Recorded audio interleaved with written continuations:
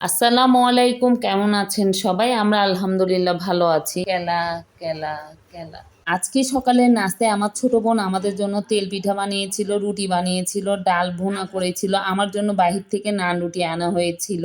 এখানে চুটকির পোলাও করা হয়েছে। গতকালের গরুর মাংস ছিল, সাথে ছিল বুটের ডাল। আজকে রাতে আমরা কুড়িগ্রামের উদ্দেশ্যে রওনা দিব, তাই আমাদের জন্য এখানে কিছু স্পেশাল খাবার রান্না করা হয়েছিল দুপুরবেলা। প্রথমেই ছিল পোলাও, তারপর চাপ স্টাইলে গরুর মাংস, আমার খুব পছন্দের চিংড়ি মাছ ভাজি, কোরমা, ঢেঁড়স ভাজি, সালাদ আছে।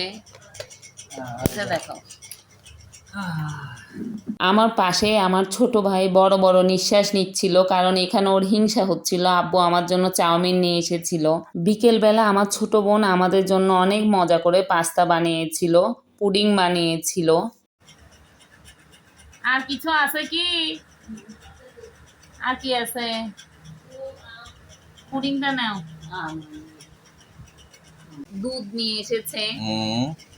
তারপর তারপর আর কি, এখানে পাস্তা খাচ্ছি। পাস্তা খেতে খেতে আমার ছোট বোন আম নিয়ে এসেছে। আমরা খুবই তাড়াহুড়ার মধ্যে ছিলাম, যেহেতু আমরা রাতের গাড়িতে রওনা দিব কুড়িগ্রামের উদ্দেশ্যে। এখানে আমার ছোট বোন রাতের খাবারে আমাদের জন্য চিকেন ফ্রাই করেছিল, আর দুপুরে আব্বু রানা চাউমিন দিয়েছিল। সবাই ভালো থাকবেন, সুস্থ থাকবেন। আসসালামু আলাইকুম।